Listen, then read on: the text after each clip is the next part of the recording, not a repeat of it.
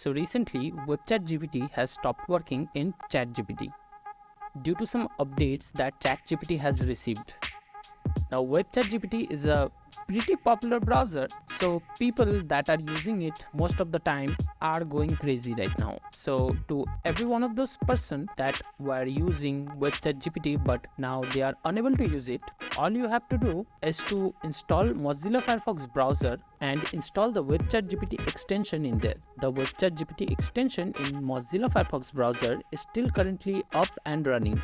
But for all the other browsers, the WEBChatGPT extension is not currently working. The developers has fixed and published their extension on Google, but it will take around 1 or 2 business days for that extension to get fixed. Until that time, I recommend that you use Mozilla Firefox for ChatGPT. Both of the links are in the description, so make sure to leave a like if this video has helped you.